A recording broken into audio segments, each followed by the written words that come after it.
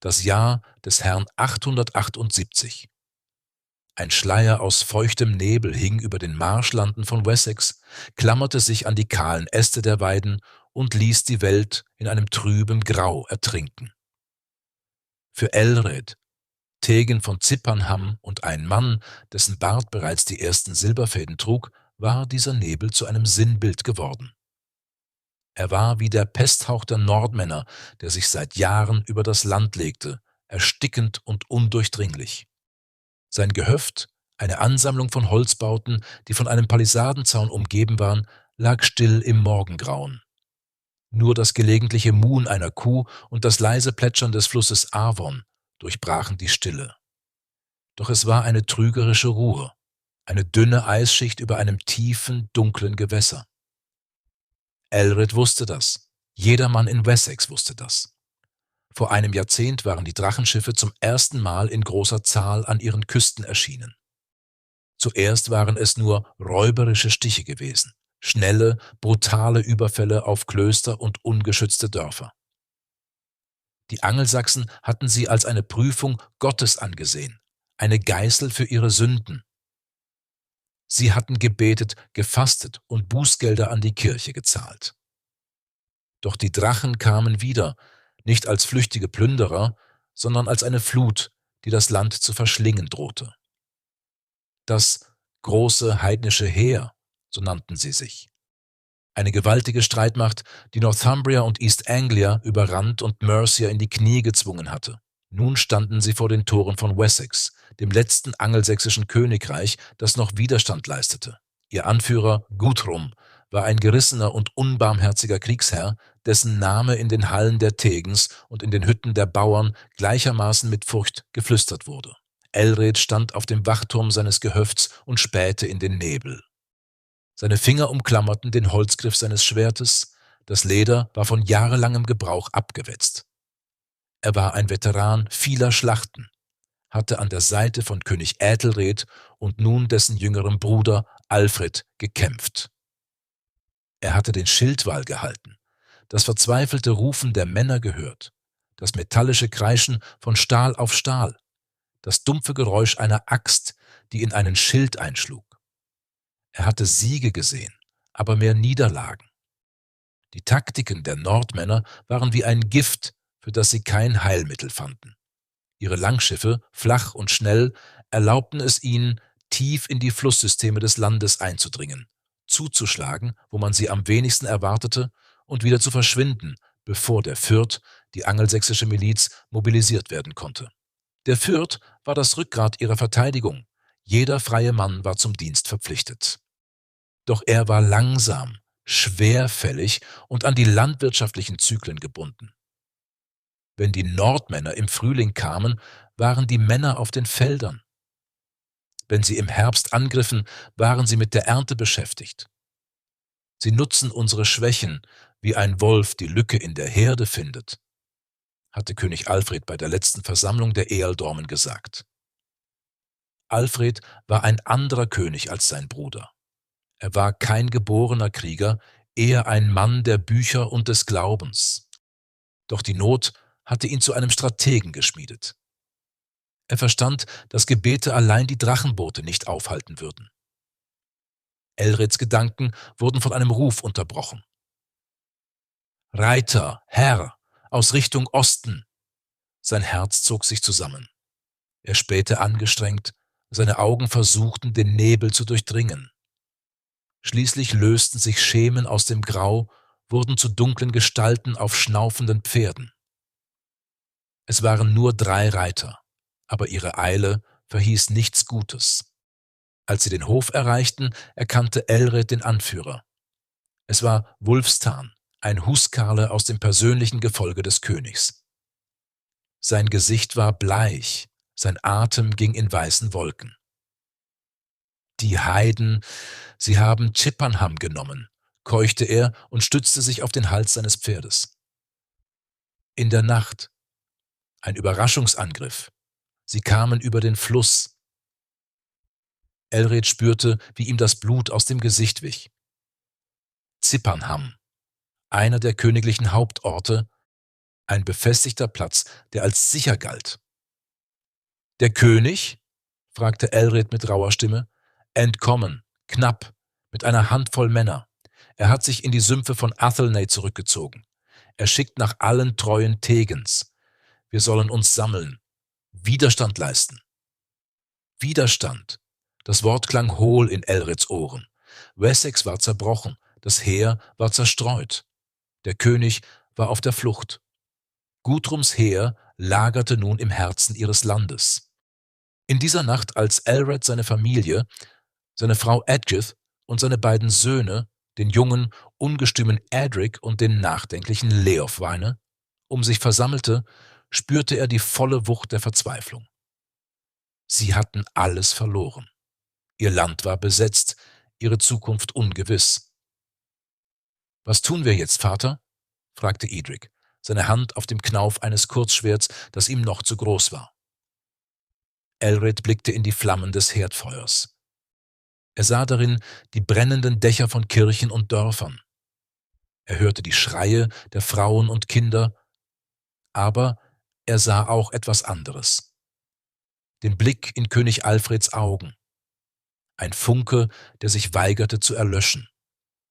Ein Verstand, der unermüdlich arbeitete, der nach einem Weg suchte, das Unmögliche zu schaffen. »Wir kämpfen«, sagte Elred leise, aber mit einer Festigkeit, die keinen Widerspruch duldete. »Aber nicht wie bisher. Wir können ihren Schildwall nicht frontal durchbrechen. Wir können ihre Schiffe auf den Flüssen nicht einholen. Wir müssen lernen. Wir müssen ihre Wege verstehen und eine Antwort finden, die sie nicht erwarten.« Er dachte an die Worte des Königs über die Schwächen der Angelsachsen. Aber was waren die Schwächen der Wikinger? Sie waren mobil, ja, aber ihre Schiffe waren auch ihre Lebensader. Sie waren furchtlose Krieger, aber sie kämpften für Beute und Ruhm, nicht für die Verteidigung ihrer Heimat. Sie waren ein Heer, aber sie waren weit weg von zu Hause, angewiesen auf das, was das Land ihnen bot. Sie sind wie ein reißender Fluss, der alles mit sich reißt, murmelte Elred vor sich hin. Man kann einen Fluss nicht aufhalten, indem man sich ihm entgegenstellt. Man muss Dämme bauen, man muss ihn umleiten, man muss ihm den Weg abschneiden. In dieser Nacht, umgeben von der Dunkelheit und der Angst, begann in dem Kopf eines einfachen Taggins in Wessex ein Gedanke zu keimen. Ein Gedanke, der, ohne dass er es wusste, die Gedanken des Königs in den Sümpfen von Athelney widerspiegelte. Es war die Erkenntnis, dass der Krieg gegen die Nordmänner nicht allein mit Schwertern und Speeren gewonnen werden konnte. Er musste mit Verstand, List und einer neuen Art von Strategie gewonnen werden. Es war der Beginn einer langen, schmerzhaften Lektion darüber, wie man einen Wikinger besiegt. Und diese Lektion würde in den Feuern der Not und den Wassern der Verzweiflung geschmiedet werden. Der Abschied im Morgengrauen war kurz und von bitterer Notwendigkeit geprägt. Edgith, Elreds Frau, drückte ihm ein Bündel mit getrocknetem Fleisch und hartem Brot in die Hand. In ihren Augen lag die ungesagte Furcht, die alle Frauen von Wessex teilten, aber ihre Haltung war aufrecht. Sie war die Tochter eines Tegens und die Frau eines Tegens. Klagen war ein Luxus, den sie sich nicht leisten konnten. »Gott sei mit dir und dem König«, flüsterte sie nur. Elred versammelte seine kleine Schar. Ein Dutzend erfahrener Huskarle, Männer, die ihm seit Jahren dienten und deren Loyalität so unerschütterlich war wie die alten Eichen an den Grenzen seines Landes.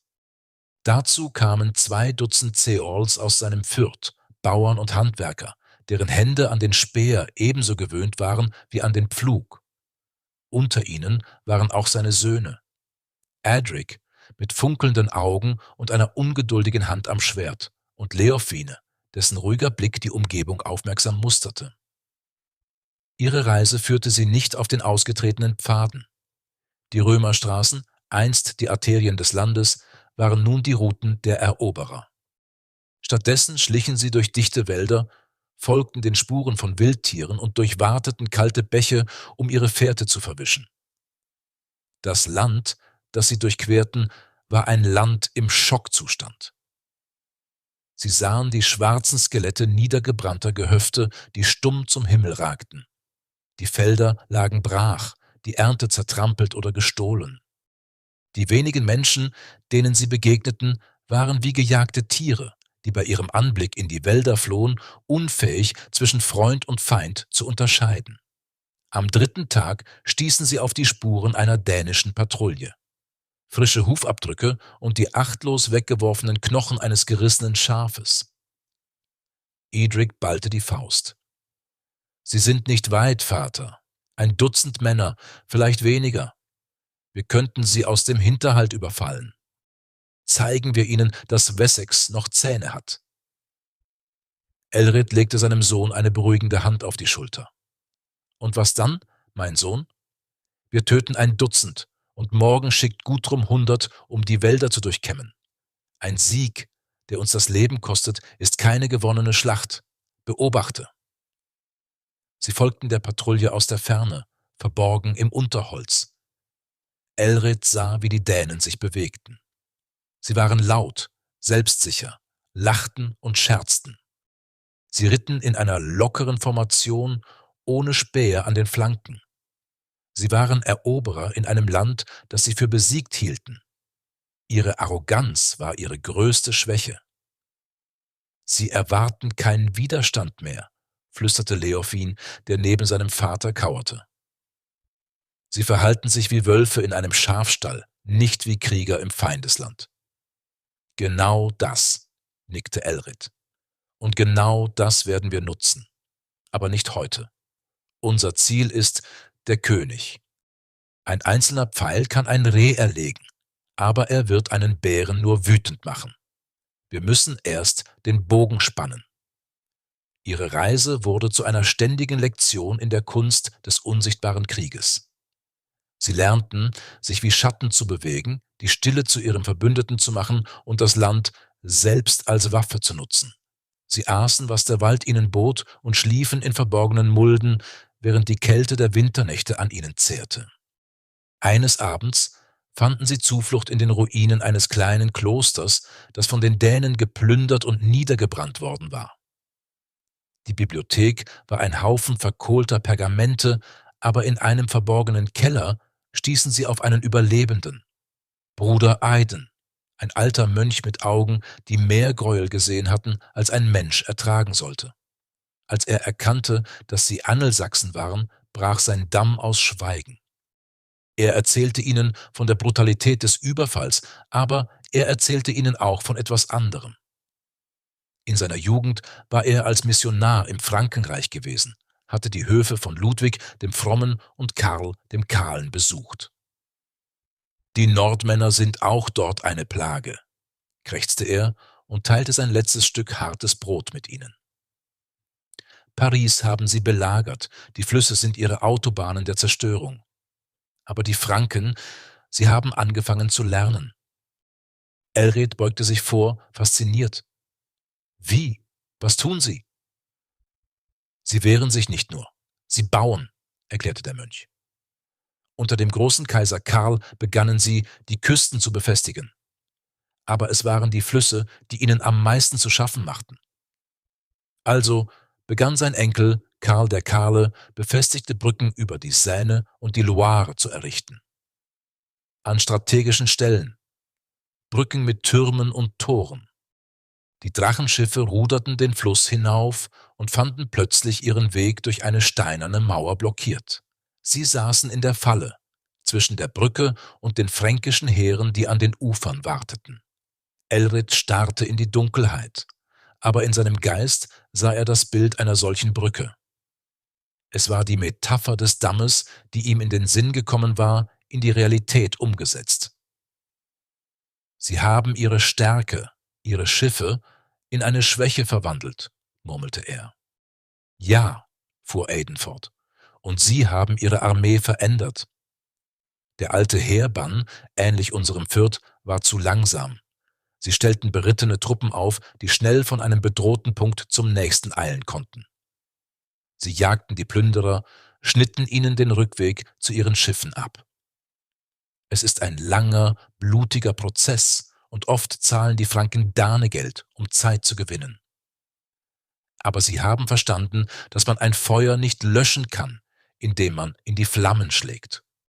Man muss ihm die Luft und den Brennstoff entziehen. Die Worte des alten Mönchs waren wie Saatgut, das auf fruchtbaren Boden fiel. Elred verstand.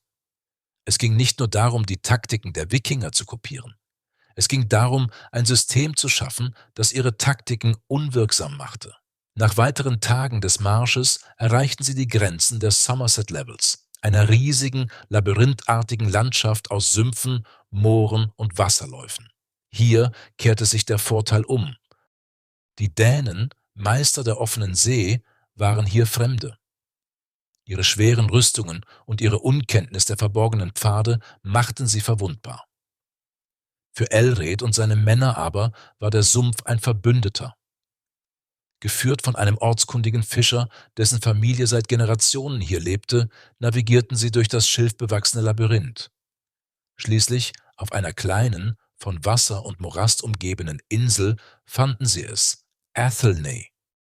Der Anblick war ernüchternd und zugleich inspirierend. Es war kein königliches Lager. Es war ein Refugium von Flüchtlingen. Ein paar hundert Männer, Tegens, Huskarle und Bauern, die alles verloren hatten, außer ihrem Leben und ihrer Loyalität. Sie hatten eine einfache Palisade aus angespitzten Stämmen errichtet und lebten in groben Hütten aus Weidengeflecht und Lehm. Und in ihrer Mitte stand der König. Alfred war nicht in Purpur und Gold gekleidet. Er trug abgewetztes Leder und einen einfachen Wollmantel. Er war hager, sein Gesicht von Sorge gezeichnet, doch seine Augen brannten mit einer unbezwingbaren Energie. Er stand nicht untätig herum. Mit einem Stock zeichnete er Karten in den feuchten Boden, befragte Späher, die aus dem besetzten Gebiet zurückkehrten, und diktierte einem Priester Briefe. Als er Elred sah, huschte ein Lächeln über sein Gesicht. »Elred, du hast den Ruf gehört. Ich wusste, dass du kommen würdest.« »Mein König«, sagte Elred und kniete nieder. »Wir sind wenige, aber wir sind eure Männer.« Alfred half ihm auf. »Jeder Mann, der hier ist mehr wert als eine ganze Armee von Zauderern. Sieh dich um, Elred. Dies ist nicht das Ende von Wessex. Dies ist der Anfang. Sie halten unsere Städte, ja. Sie beherrschen die Straßen. Aber sie sind eine Insel in einem Meer, das ihnen feindlich gesinnt ist. Wir sind dieses Meer.« Der König führte ihn zu seiner Hütte. Auf einem groben Holztisch lag eine unfertige Karte von Wessex, gezeichnet auf ein Stück gegerbten Leders. »Die Dänen sind stark im offenen Feld. Ihr Schildwall ist eine Mauer des Todes«, sagte Alfred und tippte auf die Karte. »Wir werden ihnen keine offene Schlacht mehr anbieten. Nicht, bis wir bereit sind. Wir werden sie auslaugen. Wir werden ihre Versorgungslinien stören. Wir werden sie aus den Schatten heraus angreifen. Jeder Gehöft, jeder Wald, jede Brücke wird zu einer Falle. Und während wir sie beschäftigen«, er machte eine Pause und sein Blick wurde intensiv, »werden wir bauen.« Elreds Herz schlug schneller. Er hörte die Worte des Mönchs in seinem Kopf widerhallen. »Bauen, mein König?« »Ja«, sagte Alfred. »Eine Kette von Festungen an strategischen Punkten, entlang der Flüsse, an den Kreuzungen der Straßen, Bourgs, Orte, an denen die Bevölkerung Schutz finden kann. Orte, von denen aus unsere Garnisonen die Umgebung kontrollieren und schnell auf Angriffe reagieren können. Wir werden ihr eigenes Spiel gegen sie spielen. Wir werden ihre Bewegungsfreiheit einschränken, bis dieses Land für sie zu einem Gefängnis wird. Das wird Jahre dauern. Es wird Blut und Schweiß kosten, aber es ist der einzige Weg. Oh, in diesem Moment, auf einer kleinen, feuchten Insel inmitten eines riesigen Sumpfes, umgeben von einer geschlagenen, aber nicht gebrochenen Schar von Kriegern, verstand Elred die ganze Tiefe von Alfreds Plan. Es war eine Strategie, die aus der Niederlage geboren wurde, eine Vision, die weit über die nächste Schlacht hinausging. Es war die angelsächsische Antwort auf das Drachenboot, geschmiedet aus dem Wissen der Franken, der Härte der Not und dem unbezwingbaren Willen eines Königs, der sich weigerte, aufzugeben. Der Sumpf war nicht nur ein Versteck, er war ein Schmelztiegel, in dem die Zukunft von Wessex neu geschmiedet wurde. Der Winter in den Sümpfen war eine Prüfung des Glaubens und der Zähigkeit gewesen. Kälte, Hunger und Krankheit waren ebenso gefährliche Feinde wie die dänischen Patrouillen. Doch unter Alfreds unermüdlicher Führung war die kleine Schar in Athelney nicht zerbrochen. Im Gegenteil, sie war hart geworden, geschmolzen im Feuer der Not und geformt auf dem Amboss des Überlebenswillens. Mit dem ersten Grün des Frühlings begann eine neue Phase des Krieges. Die Zeit des reinen Versteckens war vorbei. Alfred entfesselte einen Kleinkrieg, einen Krieg der Nadelstiche, der darauf abzielte, Guthrums riesiges Heer zu zermürben und zu demoralisieren. Elred und seine Männer, zusammen mit anderen loyalen Tegens, wurden zu den Instrumenten dieser neuen Strategie. Sie operierten in kleinen, mobilen Einheiten. Sie überfielen dänische Versorgungstrupps, die sorglos durch das Land zogen, um die Garnison in Chippenham zu versorgen. Sie legten Hinterhalte an Furten und in engen Waldwegen. Elreds Sohn Edric, dessen jugendlicher Ungestüm sich in eine scharfe, aggressive Taktik verwandelt hatte, zeichnete sich dabei aus. Er lernte, nicht wie ein Berserker blindlings anzugreifen, sondern die Schwächen des Feindes auszunutzen. Ihre Selbstsicherheit, ihre mangelnde Kenntnis des Geländes, ihre Gier nach Beute, die sie unvorsichtig machte. Leofwine hingegen wurde zu Elrids Augen und Ohren. Seine ruhige, beobachtende Art machte ihn zu einem exzellenten Späher. Verkleidet als Bettler oder einfacher Bauer drang er tief in die von den Dänen kontrollierten Gebiete ein, sammelte Informationen über ihre Truppenstärke, ihre Bewegungen und die Moral ihrer Männer. Er berichtete von wachsendem Unmut unter den dänischen Kriegern. Sie waren gekommen, um zu plündern und sich Land zu nehmen, nicht um in einem ständigen Zustand der Anspannung zu leben, in dem jeder Schatten einen Feind verbergen konnte. Der Wendepunkt kam in der 7. Woche nach Ostern. Ein Späher brachte die Nachricht, dass Guthrum sein Hauptheer bei Addington in der Nähe von Chippenham versammelte. Er hatte genug von den ständigen Angriffen. Er wollte den Sumpfkönig, wie er Alfred verächtlich nannte, aus seinem Versteck locken und ihn in einer einzigen, vernichtenden Schlacht auslöschen. In der feuchten Enge seiner Hütte in Athelney versammelte Alfred seine Tegens. Die flackernden Öllampen warfen lange Schatten an die Wände. »Guthrum bietet uns die Schlacht an, die wir bisher vermieden haben«, sagte Alfred, seine Stimme ruhig, aber von einer stählernen Entschlossenheit durchdrungen. Er glaubt, wir seien immer noch die verängstigte, zerstreute Herde, die er im Winter vor sich hergetrieben hat. Er irrt sich. Er blickte in die Runde, in die wettergegerbten Gesichter von Männern wie Elred. Wir haben ihnen gezeigt, dass wir noch leben. Jetzt ist es an der Zeit, ihnen zu zeigen, dass Wessex noch eine Armee hat. Sendet die Boten aus, an alle treuen Männer in Somerset, Wiltshire und dem westlichen Hampshire. Sie sollen sich am Stein des Egbert versammeln. Wer seine Heimat und seinen Glauben verteidigen will, soll sein Schwert ergreifen und zu uns stoßen. Es war ein Wagnis, alles hing davon ab, ob die Fürths dem Ruf folgen würden. Hatte der Geist von Wessex die monatelange Besatzung überlebt? Elred und seine Söhne ritten als Teil der königlichen Schar aus den Sümpfen. Als sie das höhere, trockenere Land erreichten, fühlte es sich an wie eine Wiedergeburt. Sie waren keine Flüchtlinge mehr, die sich in den Schatten versteckten. Sie waren die Vorhut der Befreiung. Der Sammelpunkt, der Stein des Egbert, war ein uralter Monolith an der Grenze 3 Grafschaften. Als sie dort ankamen, war der Anblick überwältigend. Aus allen Richtungen strömten Männer herbei. Es waren keine glänzenden Ritterheere wie im Frankenreich. Es waren Bauern mit Speeren, Schmiede mit Äxten, Tegens mit ihren Huskarle, alle vereint durch einen gemeinsamen Zweck. Die Nachricht, dass ihr König lebte und zum Kampf rief, hatte sich wie ein Lauffeuer verbreitet und die schwelende Glut des Widerstands zu einer lodernden Flamme entfacht. Die Männer jubelten, als sie Alfred sahen. Sie sahen in ihm nicht nur ihren Lehnsherrn, sondern ein Symbol ihrer eigenen Unbeugsamkeit.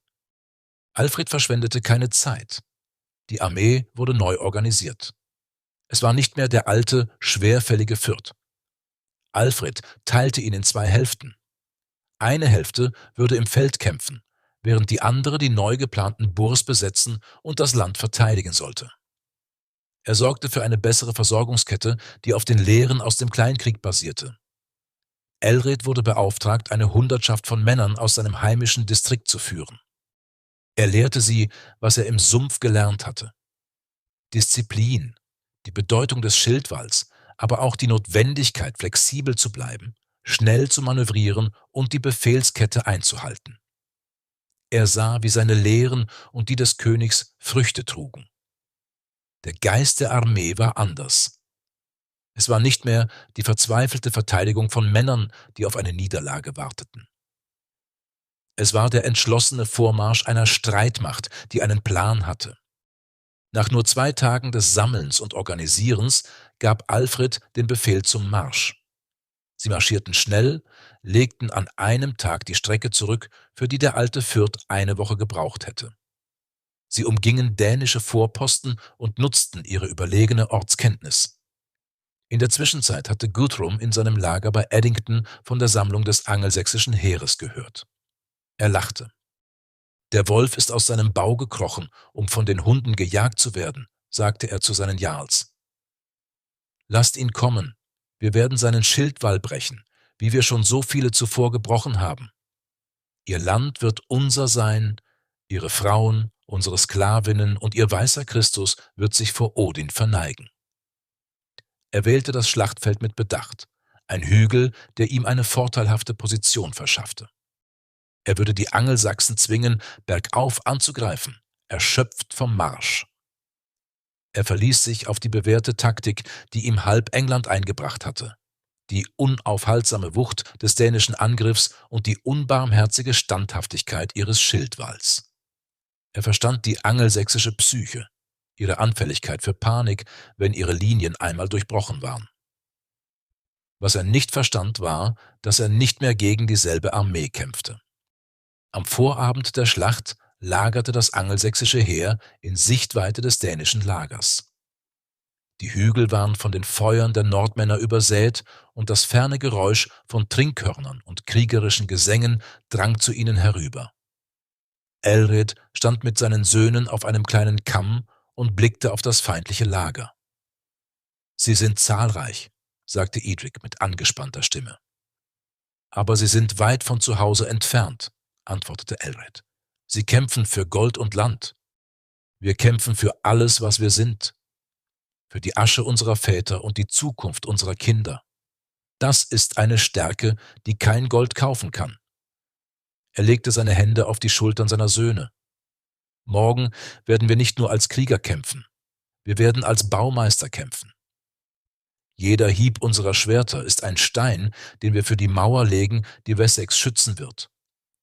Jeder Speer, den wir werfen, ist ein Nagel, der das Fundament unseres Königreichs festigt. König Alfred hat uns den Plan gegeben. Er hat uns gelehrt, nicht nur härter, sondern klüger zu kämpfen. Morgen werden wir sehen, ob die Lehren des Sumpfes stärker sind als der Zorn des Nordens.« Als die erste blasse Dämmerung den Horizont erhellte, wurde das Lager der Angelsachsen geweckt. Es gab keine lauten Rufe, nur die leisen Befehle der Anführer, das Scharren von Lederstiefeln auf Gras und das metallische Klirren von Waffen.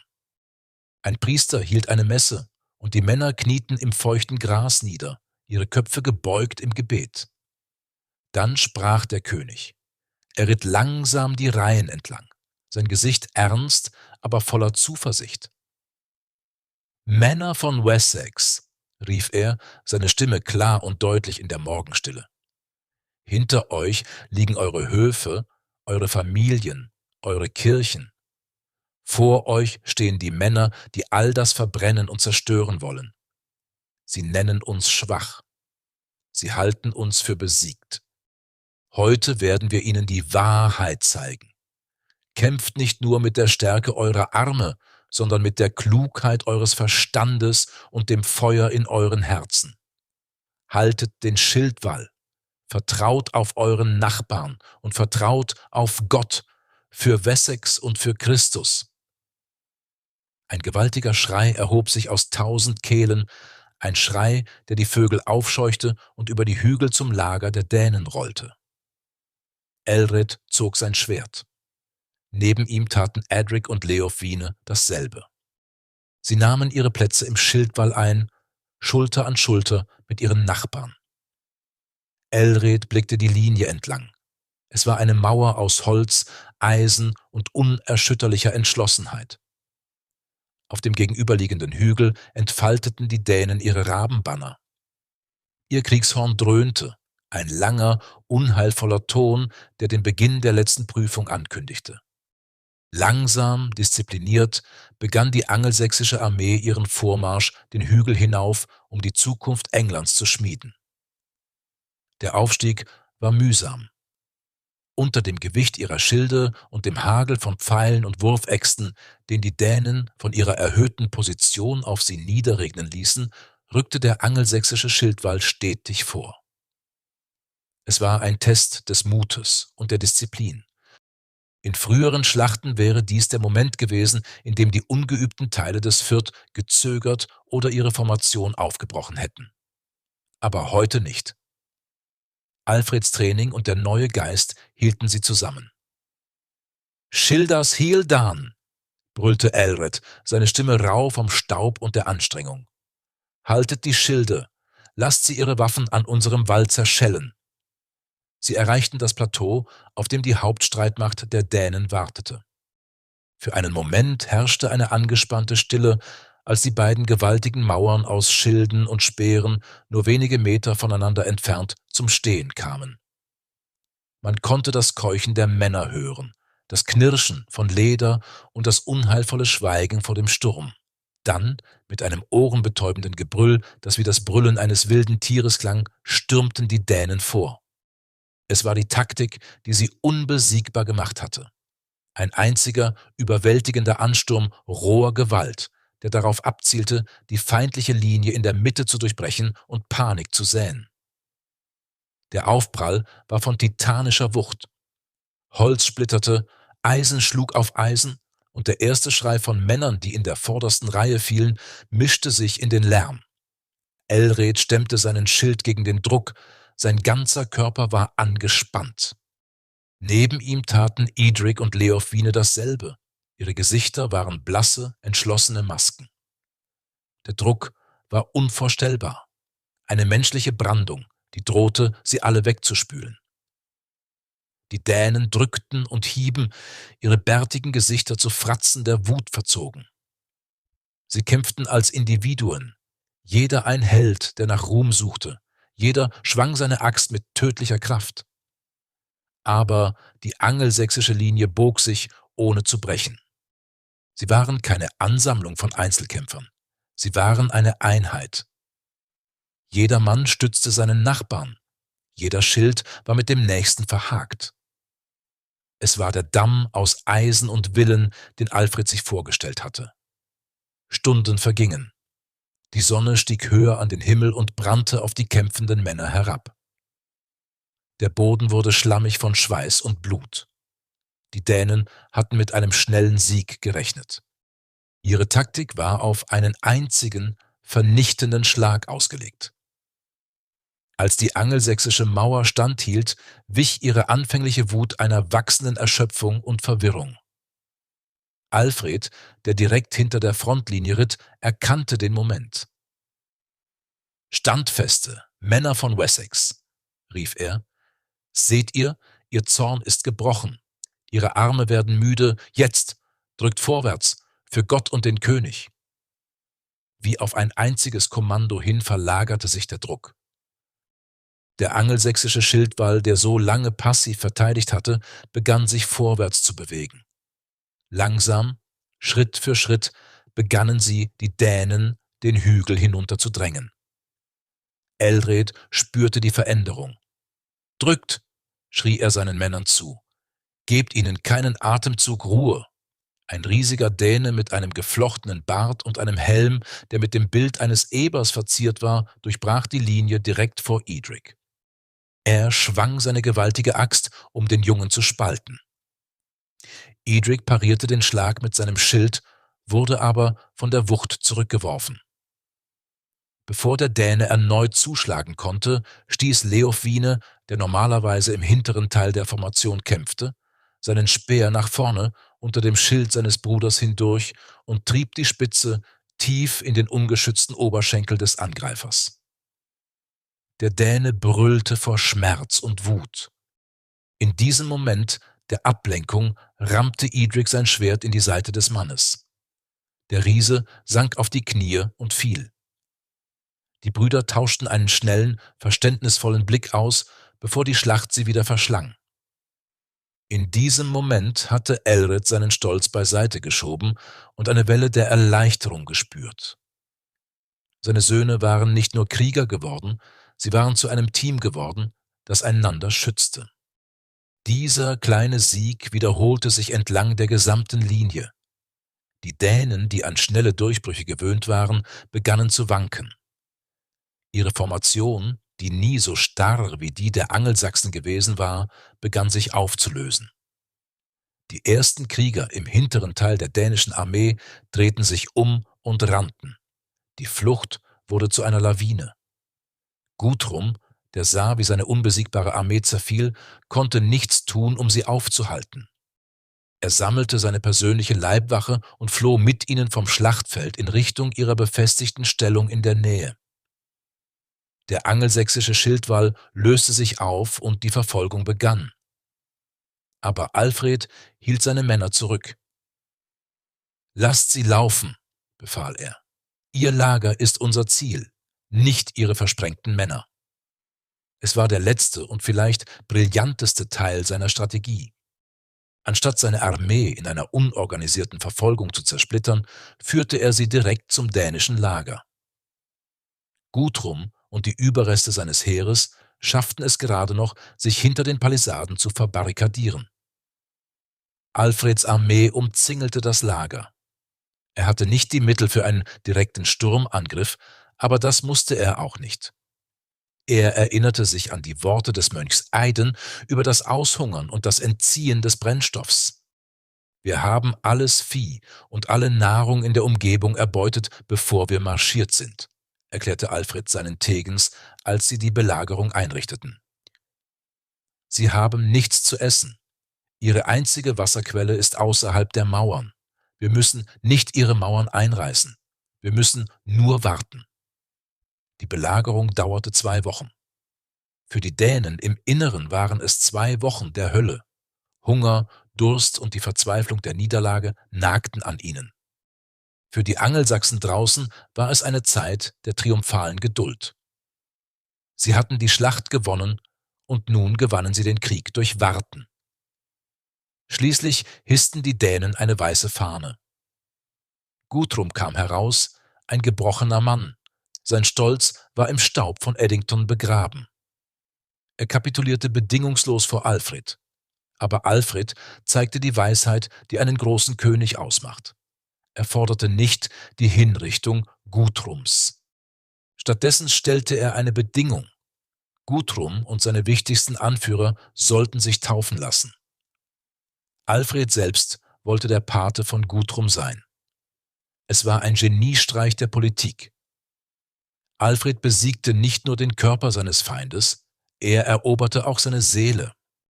Er verwandelte einen heidnischen Eroberer in einen christlichen Vasallenkönig und legte den Grundstein für den Vertrag von Wedmore, der England teilen und den Dänen ihr eigenes Territorium, das Danelag, zugestehen würde. Es war keine vollständige Vernichtung, sondern die Schaffung einer neuen, stabilen Ordnung. Wochen später kehrte Elred auf sein wiederaufgebautes Gehöft in Chippenham zurück. Das Land war noch immer von den Narben des Krieges gezeichnet, aber es lag Frieden in der Luft. Seine Frau Eadgyth empfing ihn mit Tränen der Freude.